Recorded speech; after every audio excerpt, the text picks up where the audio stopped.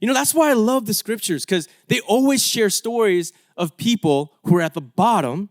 It's not someone that just lived an amazing life the whole time. It's story after story of people who failed, who they're trying to escape their past, but their past won't let them go. One person like that is Moses. Moses started on the bottom. It turned out that his family, the people of Israel, were living in Egypt. They had moved there because of a famine. And this family, it was literally a family with 12 brothers. This family kept growing and growing and growing until they became like the size of a city.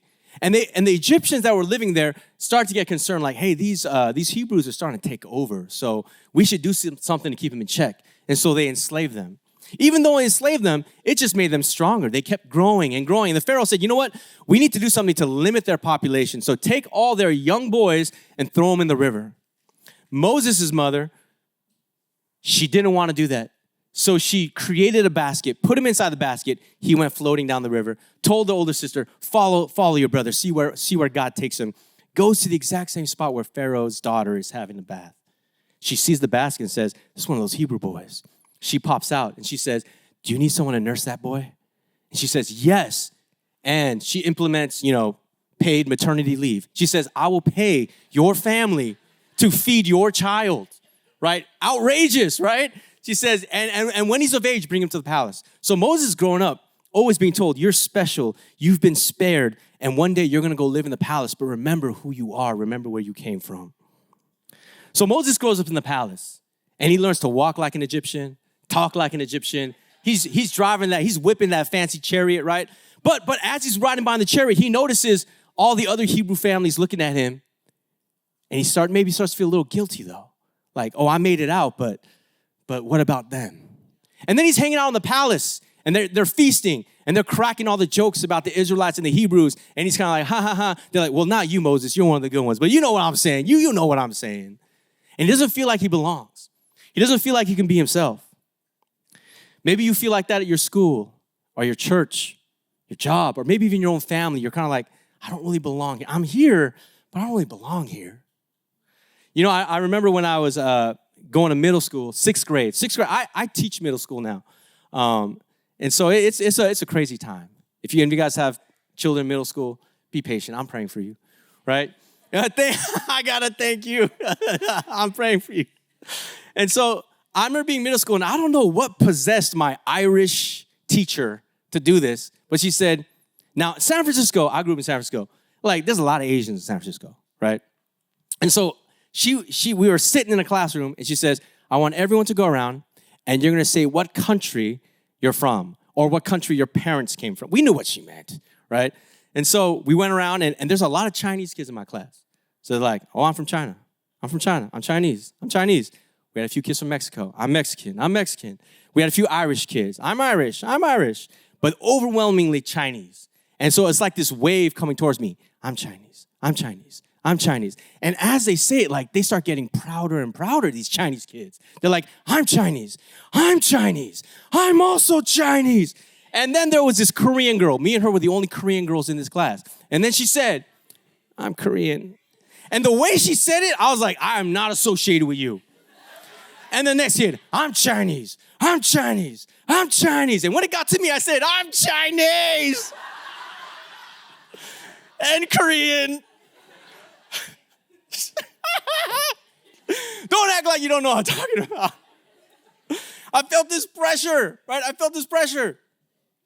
And I wonder if Moses felt like that. Like, Moses felt like, I'm not Chinese enough. I'm not Egyptian enough for the Egyptians. But I'm not Hebrew enough for the Hebrews. He just felt like he didn't belong. But one day he's walking around, and he sees an Egyptian slave driver beating one of his Hebrew brothers.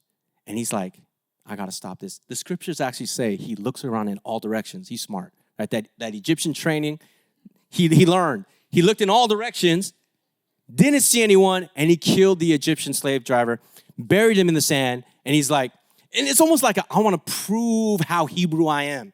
I'm down for the cause, guys. Like, yeah, I ride in that fancy chariot, but I'm one of you. I'm one of you. I'm down for the cause. And so he probably went home that night feeling good, like, it's going to happen now. It's going to happen. I've learned all the military training. I know all their weak points. We could do this military-wise, but I also got trained in diplomacy and economics. We could also, like, maybe I'll become the next Pharaoh's advisor, and I can implement some more gentle policies for my people. Like, he's thinking, I'm here. It's happening. The next day he goes walking around and he sees two Hebrews fighting together. And he's like, we're not the enemy. They are. What are you doing? And they turn on him and they say, what are you going to do? Who made you the ruler? Oh, you're going to kill us like you killed that Egyptian? And when he hears this, he's afraid. And when Pharaoh hears it, he tries to kill Moses and Moses flees. Now, here's the thing. How did Pharaoh hear about it? Because his own people kept talking about it. Someone tried to snitch him out. So now you can imagine he's running. And he's hurt. He's like, I risked my life for you all, and you rejected me, didn't accept me as one of your own. I'm done. And he goes to a place called Midian. Now, Midian, I used to think that Moses went to Midian. He's like, man, this desert, I used to be in a palace. These little sheep, what am I doing here with my life? And I thought he like lived his life just like saying, I could have been a contender. Like, because that's what I do. My wife knows. There are times I literally say the word, I could have been a contender. When we were earlier, you know, before I had healing. And so I pictured that's how Moses lived his life. But when you read the scriptures, it says that he married into Jethro's family, who was a priest in Midian. That means he married into a family of prestige, of means. So he traded one palace for another. Now it's a desert palace, and instead of servants, there's sheep. But you know, he traded his one life for an exact same copy of his life in another place. Because guess what? We've heard this before. You can go from place to place, but who goes with you? You do. And you recreate that same life you just left. Some of you maybe have dated 4 different people, but they were the same person. Like you recreate that same life. You moved into a new apartment. Give it 3 months. It's still got that same clutter. Like wherever you go, you recreate that same life because you can't escape you. So Moses, he's in Midian, but he's enjoying it. He's got a comfortable life. He's married. He has 2 sons. The Bible doesn't say much more, but look, it says children are a blessing from the Lord. He's married. He's married into a good family. He's fine. He's comfortable with his life. But in Exodus 3, God comes to interrupt his comfort. Now, I'm telling you today, you did not come today for this message. This is something God is doing. Like you came and said, you know what? Give me something a little encouraging. I need a little bit of encouragement for my spirit, and then let me go watch the football game, go get some brunch. I'm ready to go. But God interrupts and disrupts Moses' comfort. That's how God often moves, is in the interruption. And the reason why he interrupts is because we're not where we should be. Like God didn't say, you know what, Moses? It's been 40 years now of you in the desert, and I'm still waiting for you. God says, enough is enough. I'm coming to you. And what God is saying today is enough is enough. Where you are right now, I'm coming to you. And I'm coming here to disrupt. Now, what happened to move Moses out of his comfort? It wasn't this flash in the sky. It was his curiosity. It says, one day Moses was tending the flock of his father-in-law, Jethro, the priest of Midian. He led the flock far into the wilderness and came to Sinai, the mountain of God. There the angel of the Lord appeared to him in a blazing fire from the middle of the bush. Moses stared in amazement. The angel of the Lord appeared to him, but he doesn't recognize that it's an angel. Moses stared in amazement. Though the bush was engulfed in flames, it didn't burn up. This is amazing, Moses said to himself. There was no internet. There was no TikTok. There is no TikTok, right? I heard something like that. But yeah, it is. It's back? Well, I don't know. It is? No, it's gone. TikTok is gone. But it's coming back. My God, this is confusing. Okay, all right. It's gone, it's back.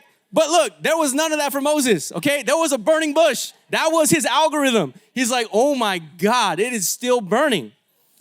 I can't stop watching this thing. When the Lord saw Moses coming to take a closer look, God called to him from the middle of the bush, Moses, Moses. Now, that should freak you out because this voice knows you. It's not just, hey, you. It knows your name.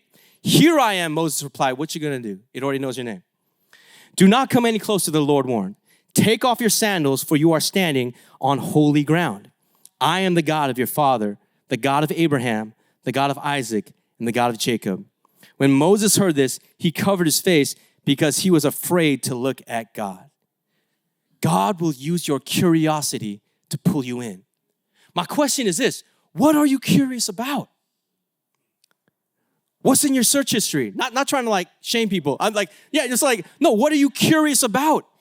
What are you wondering about? Because if you're not curious, I don't know if you can hear God. Some of you wondering like, why can't I hear God? Maybe you're too certain about everything. Curiosity opens up your mind to hear from the infinite God. If you're certain, you're limited. But if you're curious, you're infinite. Curiosity will open you up. So what are you curious? Have you stopped being curious, or are you curious? Do you wonder at things? Or do you just, oh, that's a tree. That's a bush. Or do you stare long enough to wonder? He could have walked by that burning bush. Oh, it's a burning bush. Well, it'll probably burn up in 2 minutes because the desert, there's not a lot of moisture in the air, and so that should last no more than 2 minutes. I'm going to keep walking with my sheep this way. Or do you stare at something long enough to wonder? Curiosity and wonder is how God speaks to us. But if there's no wonder in your life, I don't wonder about everything. I know everything. I'm not curious about anything. I don't care. No wonder you struggle with hearing from God. Get curious. Get curious. No wonder. Get curious. Create room for wonder. Curiosity. Now, if you have questions about God, the scriptures, your faith, great. You are in a place to position to hear from God. When my oldest daughter came to us one day, and she might have been 4 or 5, and I don't know if it was one of our books about the religions of the world, or if it was from school. I think it was a book we had. All right, belonged to my wife. All right, so it's like, that was fine with me though. And then she said, well, how do we know that the God we believe is the real God and all these other gods are wrong? And I was like, great, wonderful. You should ask this question. And now that you're asking this question and you're curious and you're opening and wondering, you've created the place for God to speak to you. It's only when you're certain, and then you go to college and you take your first 101 class and they say something that you could have seen on the internet, and then all of a sudden your faith falls apart. It's like, I love it. Wonder, be curious, be open. Now, the only thing I would say is make sure that you're not disguising your accusations as a question. It's got to be a real question. Like, it might be a question like, where were you? Like, I'm actually curious. Like, I have no idea where you were. I was concerned. Or, where were you? Oh, I know where you were. Where were you? Like, when you have that posture to God, bring an honest question. Like, God, I really don't know if you're there, if you're real, if this is true. I want to know. I'm wondering. I'm curious. Moses was curious, and God used that curiosity to draw him to the fire. So Moses comes to the fire, and he hears, Moses, Moses. What is God putting in plain sight in your life right now? There's stuff in your life right now that's just the background because it's there every day. But God is waiting there. So I've been asking myself, how do I recognize the things that are in my life? Like my wife, she used to surf. She was the number 6 ranked surfer in the country, California, Encinitas, the country. She was the number 6 ranked surfer in the country. That is crazy, right? Hey, clap it up. Clap it up. Because she was one of the very few high schools who had surfing for PE because it was a beach town. And so it was like 6 out of 10, okay? so hey, you're not at the bottom, okay? Not that there's anything wrong with being at the bottom. Because my daughter's here, growth mindset, right? As long as we try. So she was 6. She's learned how to recognize the waves. Like when I look at the waves, I see water. And then she'd be like, no, but look at this one. This one, it's gonna crash. Or she said, break. It's gonna break before it hits the shore. And I look at it, I was like, it did something. And she said, no, but look at this one. This one, it's got I can't even remember the words. It does something, and it's gonna roll, right? This is the one that you want to catch. Like, she's learned how to look at something that I see every day, but she can read the waves. There's something about being able to read what God is doing. So Moses gets drawn in. He's curious. It says, Moses, Moses, here I am. Don't come any closer. Take off your sandals because you're standing on holy ground. I'm the God of your father, Abraham, Isaac, and Jacob. That caught my attention. Holy ground. And I'm thinking, how is this ground holy? This ground must have never gone clubbing. Must have never been on Tinder. Must have, this ground must have just only fasted and prayed. No, the ground, there's no morality. The ground has not done anything. When I think of holy man, yes, he's a holy man because he's done this and this and this, and he hasn't done this, this, and this. The ground is just simply holy. It hasn't done anything. But why is it holy? How is it holy? Because God's presence is on it. That's what makes, so many times we think, oh, I'm holy because I did this, or I'm not holy today this week because I did that. The ground, the only thing that made it holy was that God's presence was on it. When something's holy, a word means reserved. Some parking spaces are reserved. I tried to joke earlier that Pastor Jules has a reserved parking spot. He's like, no, I don't. And so we all walking from Kaiser. If you didn't know that, that's a new announcement. Kaiser has free parking for 2 hours. You don't even need to validate. You can park there and walk on over. Work the announcement into the message. Pa-bam. There we go. Right?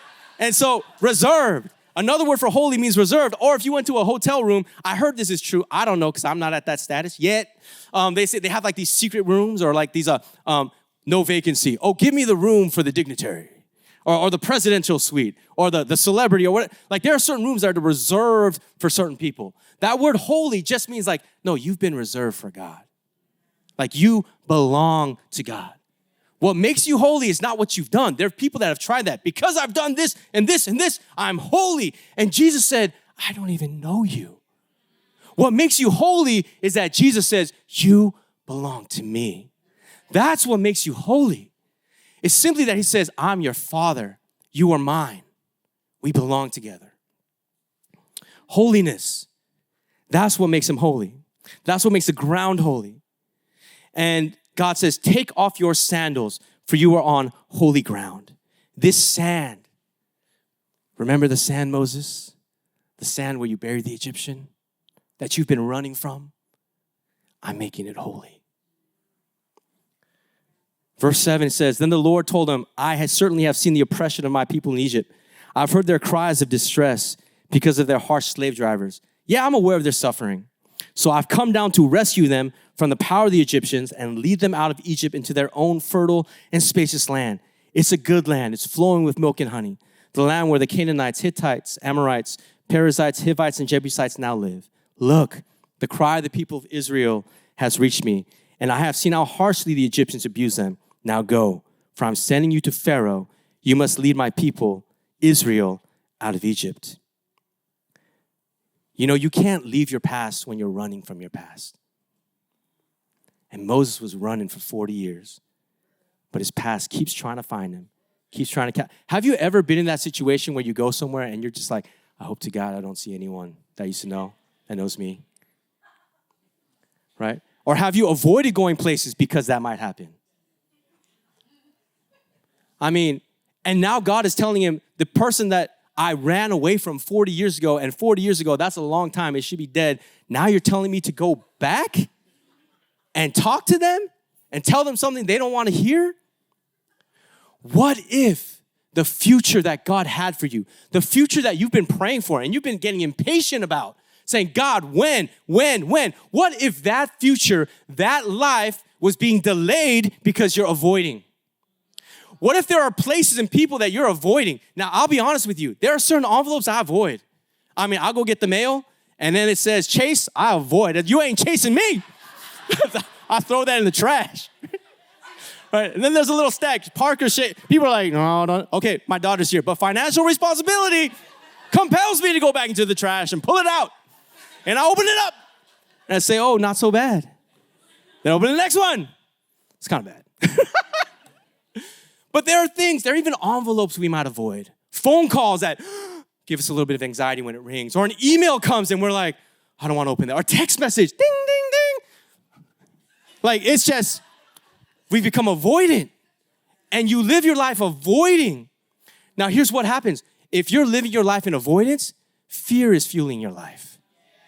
Fear is controlling you, and you're just the puppet. But avoidance is also a form of control.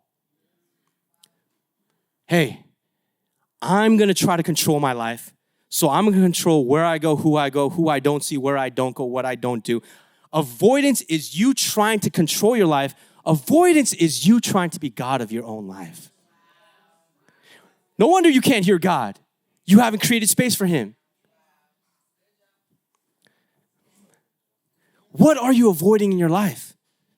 Is it a phone call? Is it an envelope? Is it a person? Is it a place? That might be the very place where God is calling you to go. Because when you face that, the future you've been praying for is on the other side of that avoidance. And the reason why it hasn't come is because you've been avoiding the very avenue that God wants to bring you through. You know what I've been avoiding? I was thinking, what have I been avoiding? And I've been really going after it. Like anything I'm avoiding, I'm trying to go after. And it actually came to me a couple minutes ago. And I haven't even had a chance to tell my wife yet. So wife, here it is. I've been avoiding you. No. It's like, no, that is a joke. That's a joke. All right. Not passive aggressive. There's nothing there. That was a joke. I've been avoiding my high school reunion. Did you know this? No, yeah, because I didn't tell you, right? Like, I've been avoiding, now I'm about to turn 47. So these high school reunions, if you know about them, happen every 10 years. So you graduate when you're 18-ish, and then there's one when you're 28, you're 10-year, right? And I was like, I ain't going. Now, let me tell you this. Like, remember I was like, I'm Chinese! And if you think about it, like, every Asian's probably like a little bit Chinese, right? Like, now you can't say that, I can say that.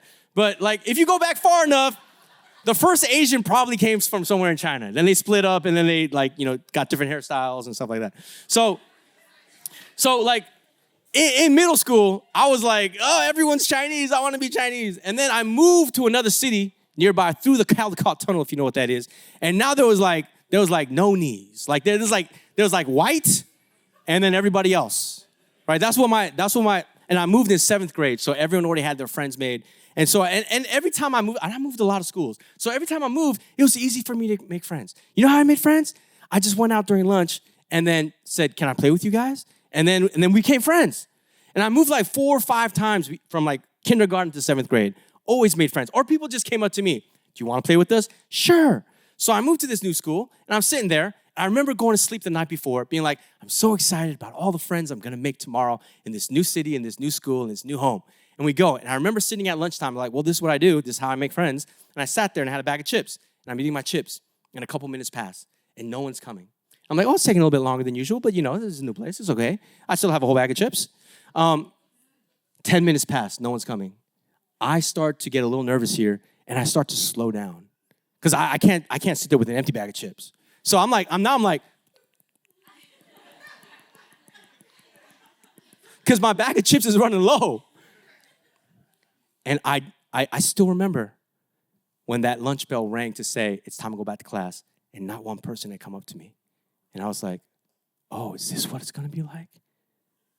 This is new. This is different. It's kind of scary. I remember kids in my class would ask me, are you Chinese? And I would say, hell no. What makes you think I'm Chinese? Then they would say, are you Japanese? Now, you got to remember, this was like 30-something years ago. Now, Koreans have come up. We got the K-pop thing. And, we got the K-drama thing. I'm rich. I'm poor. But we love each other. But our families don't. It's the same story over and over. Like Koreans are known now. But they weren't known like 30 years ago. So they're like, are you Chinese? No.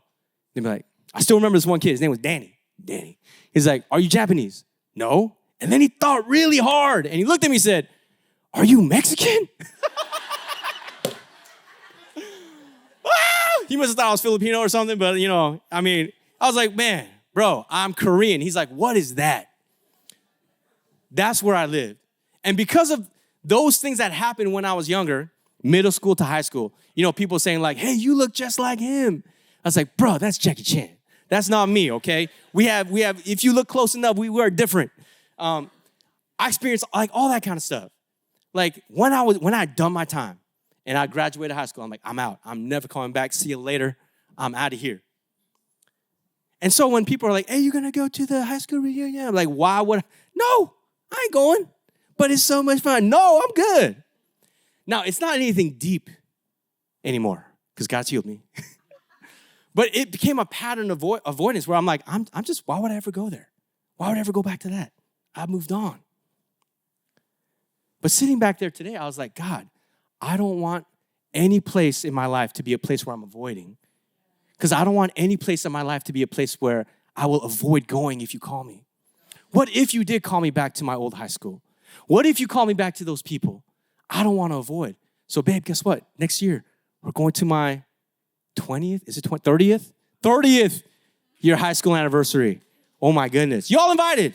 Y'all invited. All right? Please come.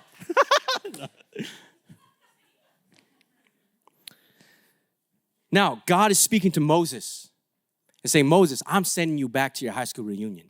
And Moses is like, God, I don't want to go. He says this, who am I to appear before Pharaoh? Who am I to lead the people of Israel out of Egypt? Now, I used to think, God, if you just told me your plan for my life, I said my plan for my life, slipped out. God, if you told me your plan for my life, then I would just do it. Stop making it so vague and mysterious. Like, just tell me. Like, please help me. Like, before, when I was single, just give me the name of the person I'm supposed to marry. Like, make this simple. Like, I don't want to keep spending money on dates, God. Like God, just make it easy. Just give me the job. Just tell me what I'm supposed to be. And then I'll study that. Not be a political science major and then graduate and be like, oh, there's not a political science job? Like, God, just tell me what I'm supposed to do. Right? Just tell me, God, so I don't waste time. But here's what I found. If God showed up and said, this is what I've called you to do, it would be so great, so amazing, you would say, I can't do that. Who am I? Yeah, that's amazing, but no. That's too hard and too scary. It's amazing and I want to watch the movie, but no. You've got the wrong person. Who am I to go to Pharaoh? Who am I to stand before my people? God, you've got the wrong person. Send somebody else. Like, that's too much for me. God answered, I will be with you. Moses' problem was he didn't know who he was. God knew who he was. He said, Moses, Moses. He knew his name, meaning I know you intimately, deeply. I know everything about you. And then what does Moses reply? He doesn't say, God. He says, who are you? His problem was he didn't know who God was. God says this, I will be with you. If you lack confidence, you don't know that he's with you. I mean, our church, we got some hoopers in this church. We got some ballers, right? So if we were playing basketball, like I played in like 6th grade. I was on a team. I had a jersey, right? But this is different. This church is different, right? Like people know how to play basketball. And if we had a 3-on-3 tournament, but like let's say Steph and LeBron just showed up at church and they're like, Joe, you're on our team. I shouldn't. If I start, oh, guys, I don't know. We're going to lose. You know, I mean, hey, I can dribble with my right hand. No. They're like, no, Joe, you don't understand. Like, you're not going to actually play. Well, you're going to play. You got to be on the court, but we got you. Like, when God is saying, I'm sending you to Pharaoh. I'm saying, Moses is like, oh, but I don't. No, God's like, I'm coming with you. You think God is just sending you out because he don't want to do it, because that's what we do. I tell my daughter, go get me a cup of water because I don't want to get it. But when God tells you, go and do this, he's not saying it because he don't want to do it. He's inviting you to come with him. So when God is putting something on your heart, yeah, it's scary, but don't forget that he's coming with you, or more, we're coming with him. When God called you all to plant a church in Oakland, it wasn't y'all plant a church in Oakland. Good luck. No, he's like, I'm in Oakland. Will you come and join me? God is with us and he's inviting us to come with him. When you read the scriptures, it says this. It says, I have heard their cries. God is the one saying, I've heard their cries. I've seen their distress, and I am coming from heaven to rescue them. That's what God is saying. God is the one who's already moving, and he's inviting us to join him. Moses was in the wrong place, and God said, I can't wait for you anymore. I'm interrupting your desert fantasy and saying, come with me. And God is doing that to you right now. He's saying, come with me. Come with me. Don't just go back to your desert fantasy. Come with me. That is good, because it's the Bible and God and me all together. God answered, I will be with you, and this is your sign that I'm the one who sent you. When you've brought the people out of Egypt, you will worship God at this very mountain. But Moses protested, if I go to the people of Israel and tell them, the God of your ancestors has sent me to you, they will ask me, what is his name? Then what should I tell them? Here's what Moses needed. He didn't just need to know what to do. God told him that. He didn't even need to know who he was because God told him, you're Moses, you're Moses. He needed to know, God, who are you? Because when I know you, I'm confident in me. You know how identity is made? Man, praise God. My wife is pregnant in 2 months. We're going to bring another daughter into the world. 2 beautiful daughters. Got a 3rd one on the way. Okay? You know how babies form their identity? Like, and can I just say the name? We've decided to name her Sophia Hope. All right, Sophia Hope. Sophia means wisdom. This baby just represents hope. And so Sophia Hope. Now when Sophia Hope is born, you know what her first word's probably going to be? Either mommy or daddy. Mama or dada. And there's also a reason why no matter what language you study, the word for mom always sounds like mum. It's one of the easiest words for an infant to make. In Korean, it's 엄마. In Italian, it's mama or mama. Or sorry. Okay, that's the one you guys think is too far. Okay. It's like, don't talk about the Italians. Sorry, Pastor Christina. It's like, but in every language, and like the word for dad, dada, papa, abba, it's like all the ba, mama, because it's one of the easiest words for an infant to say. The way an infant's identity is formed, it's not self-awareness. When my daughter is born, she's not going to be like, Sophia. That's not going to be her first word. Her first word is going to be someone outside of her in relationship who tells her who she is. She'll say, mama, dada, appa, Omma. And as I recognize you, I learn who I am.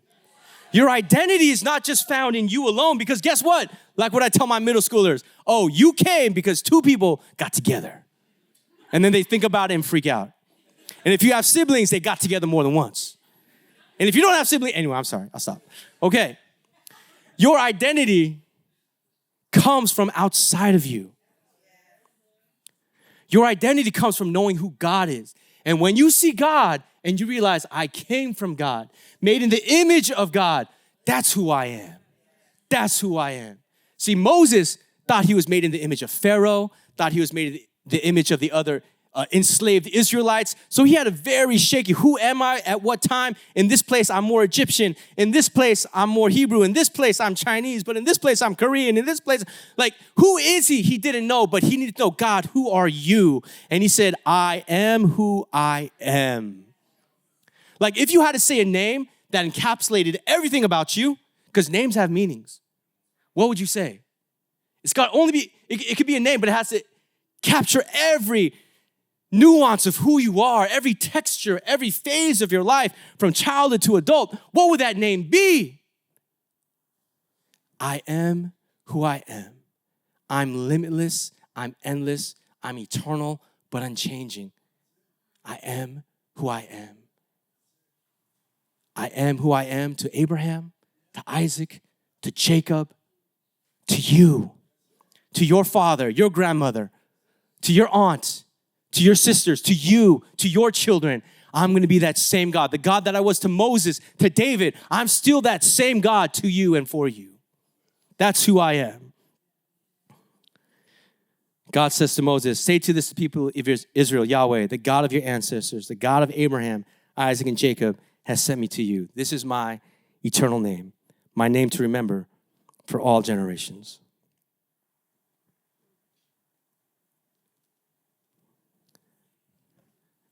God is not calling us to safer ground, the safe job, the safe city. He's calling us to holy ground.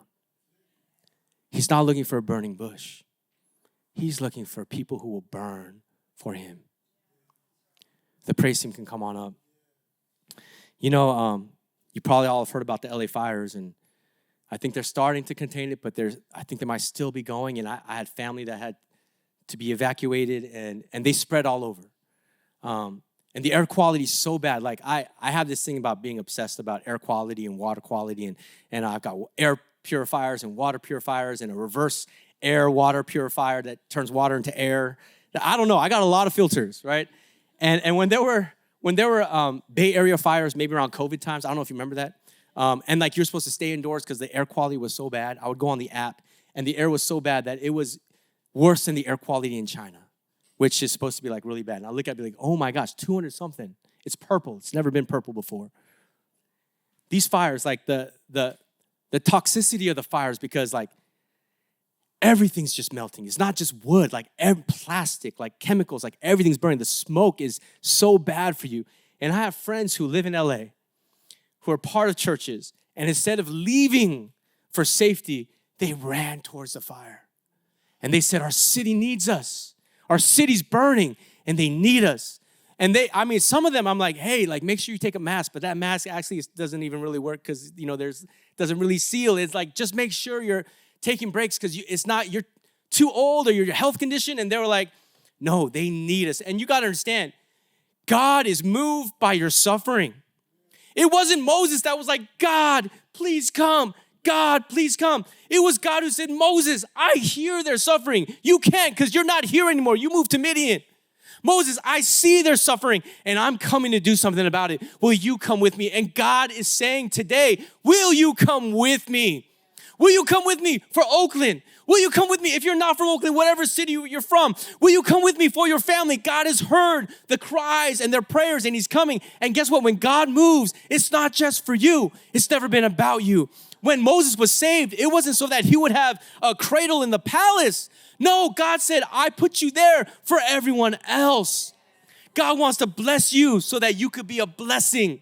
It's not just about you and your immediate family. You don't understand how much God wants to bless everyone. You don't understand the people where he's like, I'm moving you up and up and up because I'm listening to this mother's prayers over here and she's connected to you. She's connected to you. There are families who've been praying, God, what about my kid? What about my kid? I can't give them the stuff that other people can. But what about my kid? And I feel like these schools are failing them. I'm a school teacher. My wife is a school teacher. And she recently had an opportunity. And I can't say too much about it, except we know that this opportunity is from God because it's an opportunity to affect every family, every student in Oakland, every single one. And it's not another thing to put on my wife's resume. It's not another thing to say, oh, we got more money coming in. It's like, there have been so many grandfathers, grandmothers, uncles, parents crying out to God saying, what about my child, God? What is there for my child? What future is there for my child? And it'll be easier for our family. My wife's about to give birth in 2 months. It would be easier for us to be like, you know what? We don't need that right now. We got our own thing going on. But we just know that God is inviting us into a space and saying, will you be my burning people in this space? God is calling us. He's been calling you. He's been waiting for you. And some of you know he's been waiting for you because you've been avoiding him. It's not Pharaoh you've been avoiding. You've been avoiding God. But today he's saying, I've had enough. I'm coming to you where you are. And I'm saying, join me. I'm going to make you holy because you belong to me. This will be the sign. He said, this will be the sign that you will come back to this very mountain and worship God. God said, I will be with you. And this is the sign that I sent you. When you have brought the people out of Egypt, you will worship God at this very mountain.